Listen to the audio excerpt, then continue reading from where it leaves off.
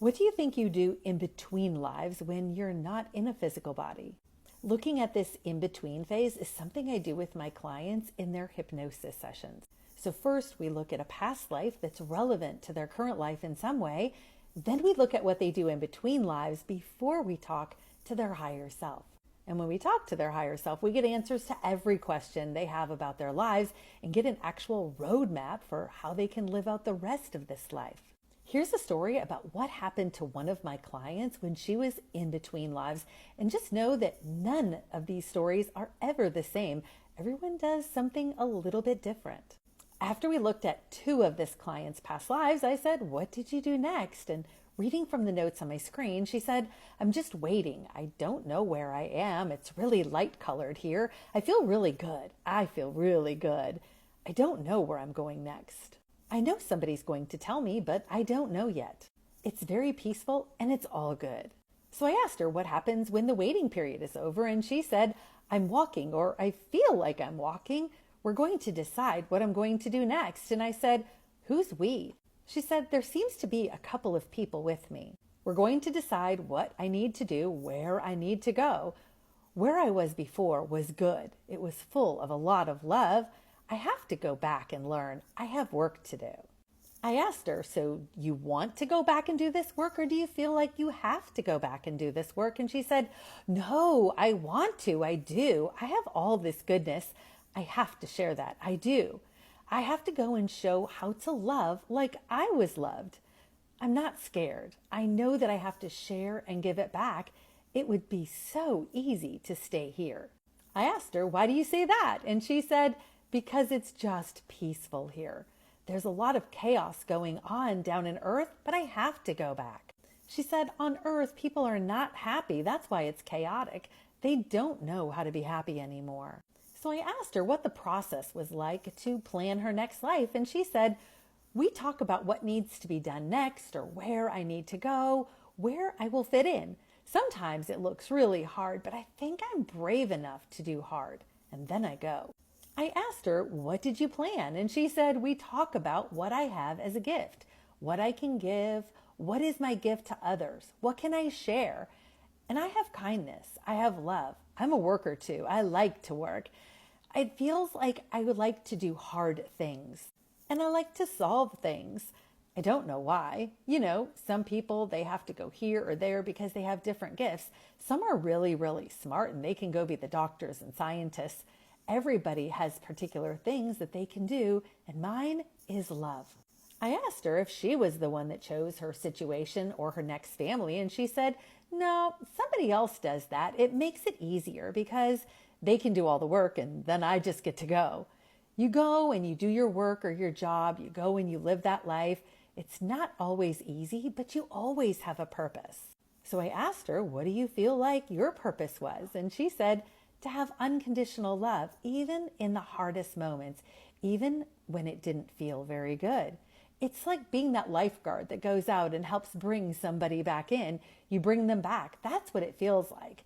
When they're drowning, you bring them back in. So somebody else does the research and then they send you where you have to go. That makes the planning for the next life so much easier. You get to sit down and talk about your gifts, what you have to offer, and what your strengths are. There were things I needed to learn too. I needed to learn that what I have to offer is good. What I have to offer is just as important as what you might have to offer. Sometimes I know in my last life, I sometimes got swept under the rug. My brother was a really good person in that other life. I think I compared myself to him a lot. But I have to go in love, even when it's hard. Everybody is really good and really nice, and they seem to know exactly the right things, on where I should go, where I should be sent. There's more people there." I said, "As part of the planning session, there's more people?" And she said, "Yeah, there's like 10 people here. There's a woman and she tells us where we're going to go, but she's like the messenger." I said, "Who is she delivering a message for?" And she said, "Creator, the guy. It feels bright and very powerful." I asked her, "What feels very bright and powerful?" And she said, "Her. She does. And when she speaks, I'm in awe, and I feel very humbled and honored to be in her presence." And I said, out of curiosity, do you know her name? And she said no, but she has a rose-colored robe on and she's very, very blonde, very white almost. She's very pretty. I asked, does she feel like an ascended master? And my client said, yes, she's very respectable. You feel safe with her. It's almost like she's a mother figure. She's wonderful. She's wonderful. She is. And it makes me so happy to be around her. And when she tells you you're going to go somewhere, you want to go because you know you're going to do that good work. It's really good work and you want to do your best job. Then my client became very emotional. She continued by saying, her energy is very powerful. Yes, yes. I don't know. I just want to be around her. I want to do good. I said, you want to make her proud? And she said, I do. I really do. I asked my client, so you're okay with whatever situation you get put into? And she said, I am all right. I step up and I'll take the hardest one. I don't know why. It's good. It's so good just being there. It's good being around her. It's very filled with love in that room, and they know that we're all going to do good work. I said, do you think it might be a challenging life? And she said, yes, there's much chaos. I said, and you're okay with going into a challenging life? My client said, I believe that I can do it. I am okay.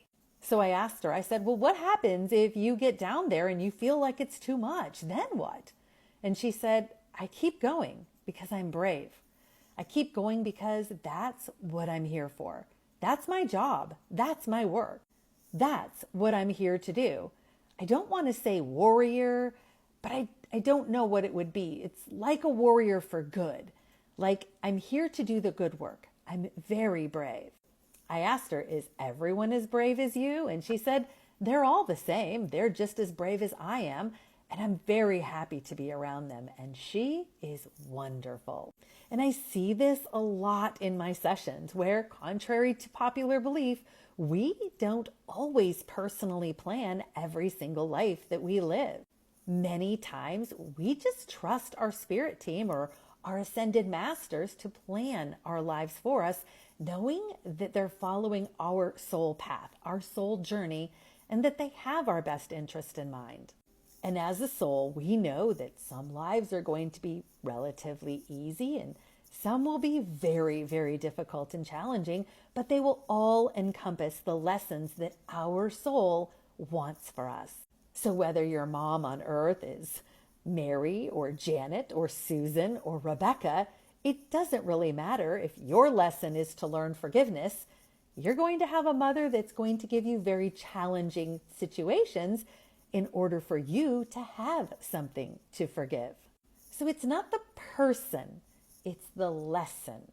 And every person is just a teacher or a tool to help us learn the lessons that our soul has for us.